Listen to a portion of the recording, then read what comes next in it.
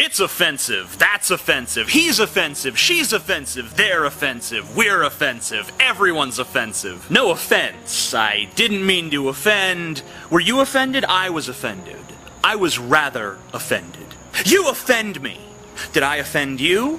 No offense was intended. Don't take offense. Offensive language, offensive content, offensive subject matter, offensive jokes, offensive dogs barking in the background, everything is so very offensive. Offensive to heterosexuals, offensive to homosexuals, offensive to bisexuals and asexuals and trisexuals and omnisexuals and every other kind of sexual out there.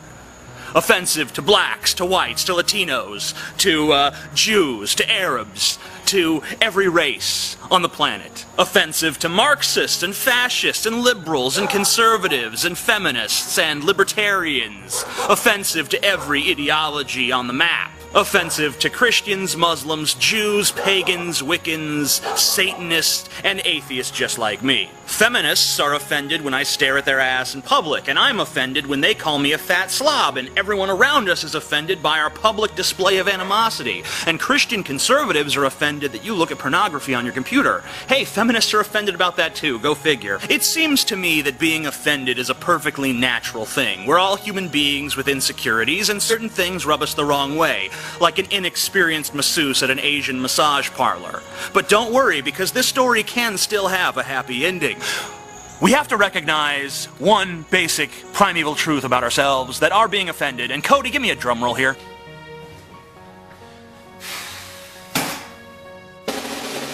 Yeah, that's good. Nice little drum roll.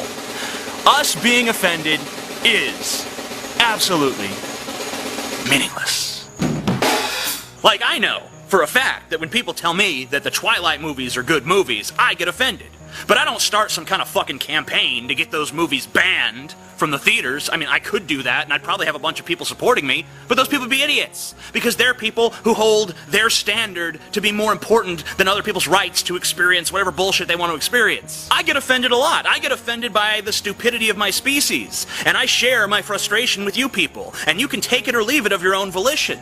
But the moment I start trying to ban things that I don't like just because I don't like them, I lose all credibility. And don't get me wrong, there are things in this world that we probably should ban, but they're usually things that involve one person fucking with another person in a very substantial and unavoidable way. For instance, I don't remember who said it, but there's this great quote about my right to throw punches ends at your face. You see what I'm saying here? I could sit here and do this all day long as it's not affecting you, but the second it makes contact and shatters your skull into 5,000 pieces because I am enormously strong, that's when my right to do that ends. You see what I'm saying? You get it? You fucking detecting the nuance of this fucking argument? Gay people are offended by bigots? Fine. Then gay people shouldn't associate with bigots.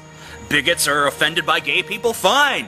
Then bigots shouldn't associate with gay people. But when gay people say, okay, we gotta pass some hate speech laws against these bigots saying these bigoted things, that's wrong. And similarly, bigots shouldn't try to legislate their horse shit in the form of constitutional amendments trying to ban gay marriage. It's just horse shit. There are too many people out there who think that just because homosexuality offends them, that they can tell homosexuals what to do. They think that them being offended makes the object of their offense indebted to them in some way. But it doesn't. And guess what? All you people out there that are applauding because, oh, he's going for gay marriage, that's wonderful. It's wonderful that he's speaking in favor of gay marriage. The same argument applies to polygamy, which I know isn't anywhere near as popular. But if you want to be a guy that marries 50 chicks, and you have the means to do that, and they're all consenting, that's fine. If you want to marry 50 dudes, same deal. Whatever social contract you want to enter into, that's fine with me. I don't care if it offends 99.9% of people. If it's your thing, and it's between consenting adults, I don't see how it's any of those people's business.